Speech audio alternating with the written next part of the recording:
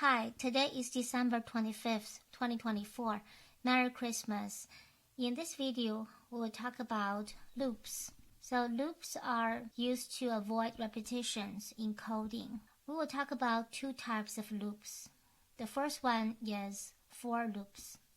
For example, if we want to print each element in a list, we can use a for loop as follows.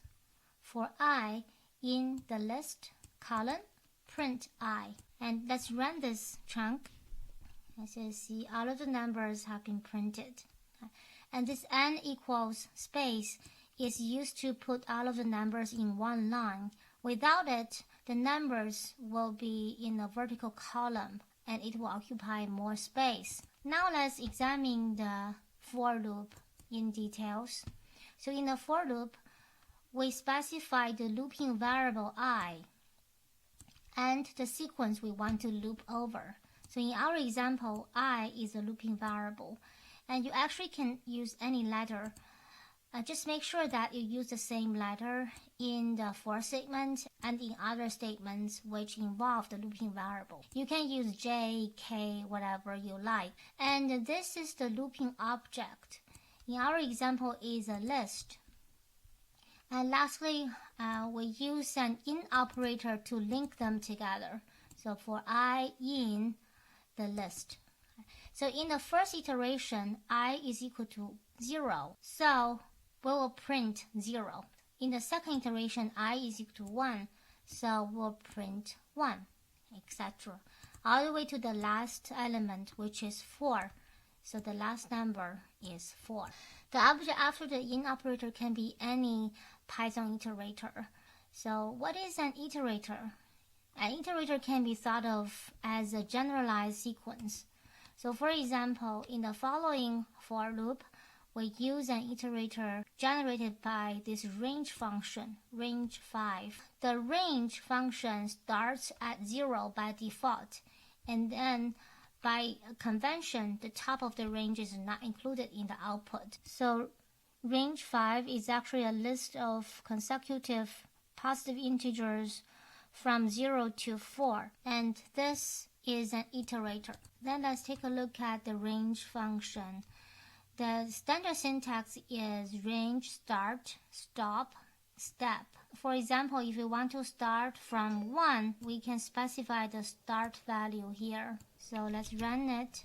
You see starting from 1 and end at 10. So the endpoint will not be included. We can also change the step. For example, we can create a list of even numbers between 0 and 10. And let's run this.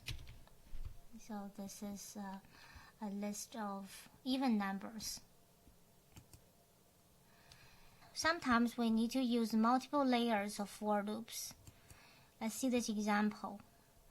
So we first import a NumPy package.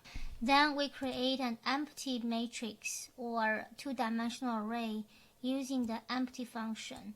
You just need to specify the number of rows and number of columns in the array, and then we call it M. Then let's see this nested for loop for I in range 1 to 5, for J in range 1 to 5, Mi minus 1, J minus 1 is equal to I times J.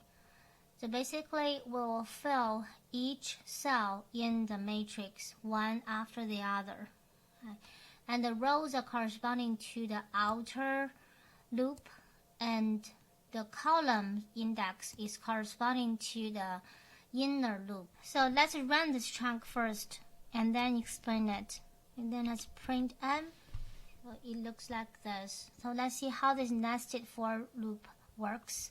In the first iteration of the outer loop, I is equal to 1. And then J can be 1, 2, 3, 4. So, and you see when I is equal to 1, then I minus 1 is 0. So that is corresponding to the first row. So J will be equal to 1, 2, 3, 4. So J minus 1 will be 0, 1, 2, 3. When I is equal to 1, we are filling the 4 cells in the first row. And then I is equal to 2, we are filling the 4 cells on the second row, etc. So this example might not be very obvious about the ordering of the loops.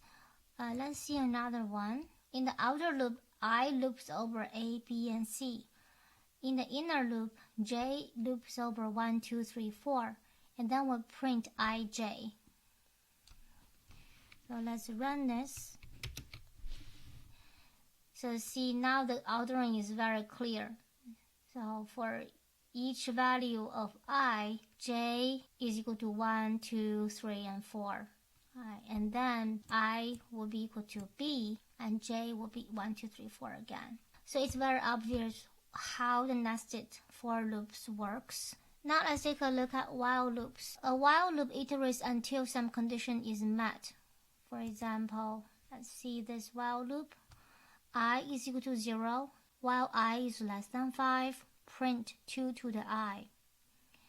And then I plus equal 1. So this means I is equal to I plus 1. Basically, we add 1 to I at the end of each iteration until this condition is not met. So let's run this.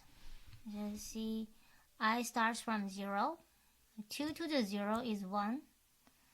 And then I is equal to 0 plus 1, so 1. I check condition. 1 is less than 5, so the condition is good.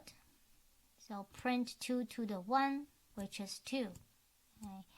Then I is equal to 1 plus 1, which is 2. I check condition, still met. And 2 to the 2 will be 4, etc. until I is equal to 4. When I is equal to 4, 2 to the I will be 16. And then I is equal to 4 plus 1, which is 5. Then the condition is not met and the loop is ended. Some notes. The condition of the while loop is evaluated as a Boolean statement, which means this statement should yield a true or false value. And secondly, the loop is executed until the condition evaluates to false. So it will run forever until this condition is not satisfied. Then let's take a look at an example of nested while loops. So consider a doctor's office schedule. Each appointment is 30 minutes long, and the program prints time in hours and minutes in the range between 8 a.m. and 10 a.m. Let's see. Okay, so the code is like this.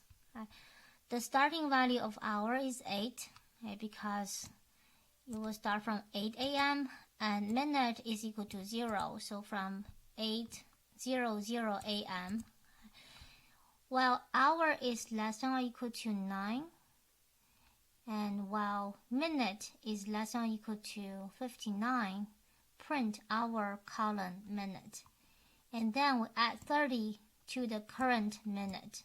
And because each appointment is 30 minutes long, so the step has to be 30. And then this is the inner loop.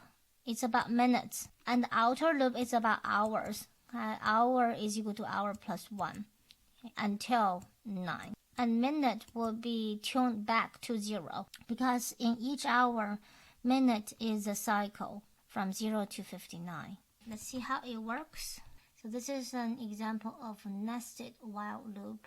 Next topic, fine-tuning your loops with break and continue.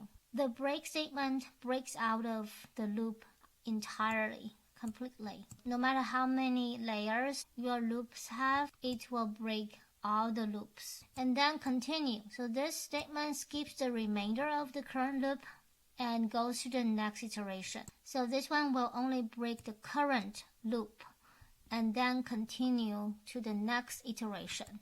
And this can be used in both for and while loops. Let's see some examples. So first, print a string of even numbers. For n in range 10, if n modulus 2 is not equal to 0, which means the remainder of n divided by 2 is not equal to 0, then continue. We know that if n is even, then n divided by 2, the remainder is 0, right? So if it's not equal to 0, the number must be odd. If it's odd, continue. Continue means skip the rest of the statements and go to the next iteration. So we'll go to the next number of n in the list. And if it's an even number, then this is not true. So will not continue. Okay, so the number will be printed. So let's see how it works. So this is how continue works. Now let's take a look at an example of break.